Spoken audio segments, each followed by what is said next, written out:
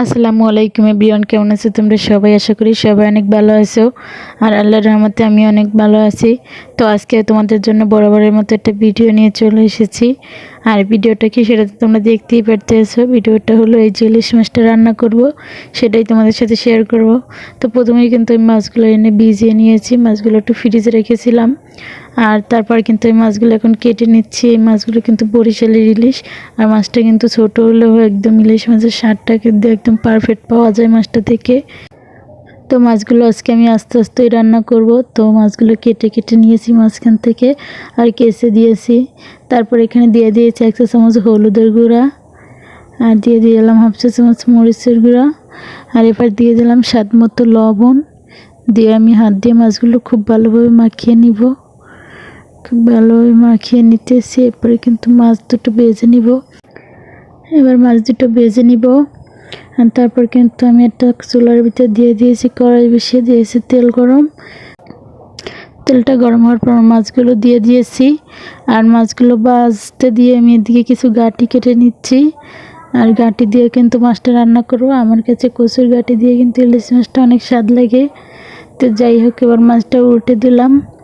আর আমি গাঁটি আর পিস কেটে গুছিয়ে নিয়েছি।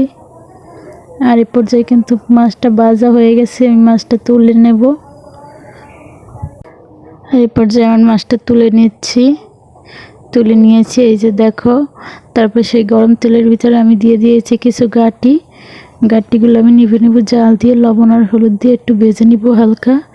এতে করে গাঁটিটা ভেজে নিলে হবে কি, গলাটা তোর চৌকাবে না। আর গাঁটিটা কিন্তু একদম হালকাই ভেজে নিতে হবে, বেশি ভাজলে কিন্তু গাঁটিটা শক্ত হয়ে যাবে। গাঁটি কিন্তু বেশিক্ষণ তেলে ভাজা যায় না। যাই হোক, গাঁটিটা ভেজে তুলে নিলাম। আর সেই গরম তেলের ভিতর দিয়ে দিলাম পেঁয়াজ কুচি। এবার খুব ভালোভাবে নাড়িয়ে চাড়িয়ে পেঁয়াজটা ভেজে নিব। আর এদিকে কিন্তু ভাজার পর দিয়ে দিয়েছি অল্প পরিমাণ পানি।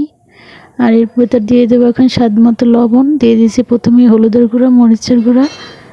আর এই যে মরিচের গুঁড়ো দেওয়ার পর আমি অল্প পরিমাণ লবণও দিয়েছিলাম, ভিডিওটা হয়তো স্কিপ হয়ে গেছে। তারপর কিন্তু আমি গাঁটিটা দিয়ে মশলাটা খুব ভালোভাবে ভুনে নিতেছি।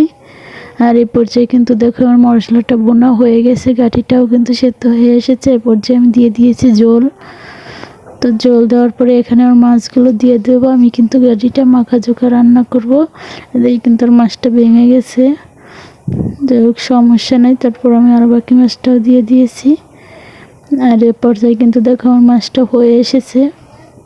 তো আপুরা এবং ভাইয়ারা যে যেখান থেকে আমার এই ভিডিওটি দেখছেন, আমার এই ভিডিওটি যদি আপনাদের কাছে একটু ভালো লেগে থাকে তাহলে অবশ্যই লাইক, কমেন্ট, শেয়ার এবং সাবস্ক্রাইব করতে ভুলবেন না। সাবস্ক্রাইব করে আমার চ্যানেলের পাশেই থাকবেন।